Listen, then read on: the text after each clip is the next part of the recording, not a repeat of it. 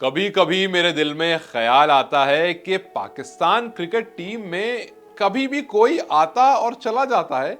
ऐसा कैसे हो जाता है? जी हाँ, एक बार फिर से ऐसा हुआ।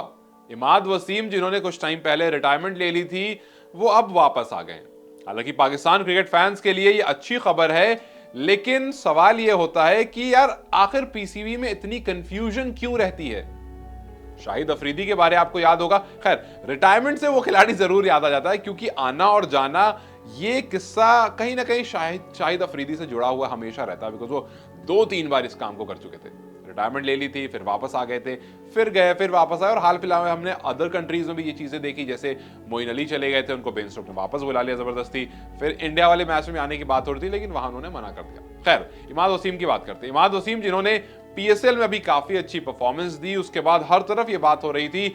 माइकल क्लार्क भी कह रहे थे कि अगर दोबारा से पाकिस्तान इनको कंसिडर नहीं करता है तो पाकिस्तान की ये बेवकूफी होगी।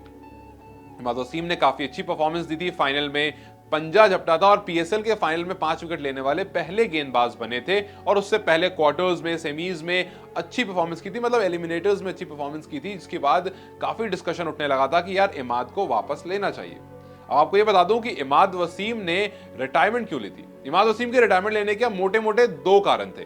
पहला, उनसे बाबर से हुई नोकझोंक। हालांकि ओपनली ये बात नहीं आई हुई है, लेकिन अगर आप सोशल मीडिया पर जाएंगे तो इस बात के बहुत सारे एंगल्स हैं कि बाबर और इमाद के बीच में बहुत कुछ अच्छा नहीं था। इस वजह से कहीं ना कहीं इमाद जो थे वो थोड़े नाराज थे, और हमने इसका असर पीएसएल में देखा था।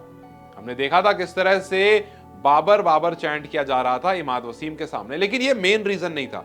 मेन रीजन था मोहम्मद हफीज का वो नया रूल, जहां पर यह बात साफ साफ कही गई थी कि पाकिस्तान के जो खिलाड़ी हैं, वो उनको अगर लीग मैचेस खेलना है पीएसएल के अलावा, तो हम सिर्फ 2 अलाउ कर सकते हैं। और वहां पर इमाद वसीम बहुत सारे खेलते थे। वो सीपीएल खेलते हैं, वो बीपीएल में खेलते थे, वो बांग्लादेश प्रीमियर लीग में खेलते थे, और इस तरह के दी 100 में हो गए। तो इस तरह के बहुत सारे टूर्नामेंट्स में वो खेलते थे, जिस वजह से इमाद वसीम ने समझा कि जी पहले ही खटपट चल रही है, उसके बाद ये एक रूल और आ गया, टीम में जगह वैसे ही नहीं मिल रही, तो इससे बेहतर यह है कि मैं रिटायरमेंट ले लेता हूँ। अगर लगातार टीम में खेल रहे होते तो शायद वो नहीं सोचते ये बात कि चलो मैं टीम का एक परमानेंट मेंबर हूं। लेकिन वहां भी जगह नहीं मिल रही थी, तो उन्होंने सोचा कि बेहतर यह है कि रिटायरमेंट ले लेता हूं, पीएसएल भी खेल लूंगा और अदर लीग्स भी खेल लूंगा, अपनी क्रिकेट भी जिंदा रहेगी और जो अर्निंग है वो भी होती रहेगी। लेकिन अब जब पीएसएल में अच्छी परफॉर्मेंस करी, तो कुछ दिन पहले एक पिक्चर आई थी जहां पर वो मोहसिन नकवी, जो कि पीसीबी के चेयरमैन, उनके साथ बैठे हुए थे, और उम्मीद लगाई जा रही थी कि उस डिस्कशन के बाद कुछ ऐसा आने वाला है। और इमाद वसीम ने खुद ट्वीट करके बता दिया कि मैं बहुत खुश हूं इस बात को बताते हुए कि पीसीबी के साथ मेरी मीटिंग काफी अच्छी गई है और मैं अपने रिटायरमेंट को दोबारा से कंसिडर कर रहा हूं, अपने रिटायरमेंट वापस ले रहा हूं और टी20 वर्ल्ड कप के लिए अपनी अवेलेबिलिटी बताता हूं कि मैं उसके लिए अवेलेबल हूं। हालांकि अवेलेबिलिटी बताने के बाद लोगों को अचानक से बांग्लादेश के ओपनिंग बैट्समैन तमीम इकबाल याद आ गए कि वर्ल्ड कप से पहले उन्होंने भी कुछ ऐसा किया था। वर्ल्ड कप से पहले उन्होंने रिटायरमेंट ले ली थी, फिर उसके बाद प्राइम मिनिस्टर ने उनको बुलाया था, उनके साथ बातचीत हुई थी और फिर उन्होंने कहा था कि ठीक है, मैं तैयार हूं वापस आने के लिए। लेकिन कप्तान राजी नहीं थे और वो इंडिया नहीं आ पाए, तो वहां पर थोड़ा सा उनके साथ फैंस ये मानते हैं कि सही नहीं हुआ। और फिर फैंस को याद आ गया कि कहीं इमाद के साथ भी कुछ ऐसा ना हो जाए, क्योंकि टीम में हर वो खिलाड़ी हैं जो पहले भी थे, टीम में बाबर भी है, कप्तान भले ही नहीं है, लेकिन टीम में वो लोग हैं, तो कहीं ऐसा ना हो कि आप इनको स्क्वाड में ले आओ लेकिन बाद में किसी रीजन की वजह से आप इनको टीम में ना ला पाओ। और अगर ऐसा होगा तो फिर बड़ी दिक्कत हो जाएगी इनके लिए भी और खिलाड़ियों के लिए भी, क्योंकि अगर आप एक बार रिटायरमेंट लेते हो और अपने दोबारा से उसको रिकंसिडर करते हो, तो यहां पर सवाल जरूर उठने लगता है कि जी ये क्या हो रहा है, आ रहे हो, जा रहे हो, ये क्या हो रहा है। खैर, अब इंपॉर्टेंट बात यह है कि अपने आप को उन्होंने सिर्फ और सिर्फ टी20 वर्ल्ड कप के लिए अवेलेबल बताया है। बहुत दिमाग से ये काम किया उन्होंने, वो इसलिए क्योंकि देखिए टी20 वर्ल्ड कप से के बीच में कोई भी लीग मैचेस नहीं है, पीएसएल खत्म हो चुका है और टी20 तक अभी कोई लीग नहीं है, तो उनको लीग खेलना नहीं है। तो वो जो पाकिस्तान की जो हफीज ने जो रूल लाया था 2 लीग वाला, वो यहां पर एप्लीकेबल नहीं होगा क्योंकि कोई लीग ही नहीं है। उसके बाद लीग होगी, वो खेलेंगे अगर वो टी20 वर्ल्ड कप के बाद दोबारा से रिटायरमेंट ले लेते हैं। वो डिपेंड करता है उनकी परफॉर्मेंस के ऊपर, डिपेंड करता है कि वो किस तरह से परफॉर्म करते हैं, क्योंकि टी20 जो है वो काइंड ऑफ उनकी चीज है।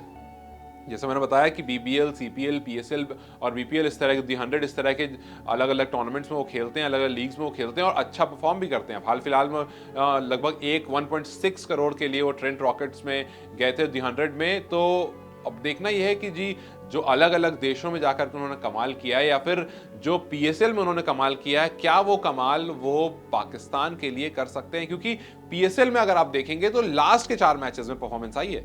अगर आप पूरा भी उठा करके देखेंगे तो आखिरी के 4 मैचेस में परफॉर्मेंस आई है। और वहीं अगर आप पुराना रिकॉर्ड निकाल कर देखेंगे तो उनकी बैटिंग कुछ बहुत एक्स्ट्रॉर्डिनरी नहीं रही थी।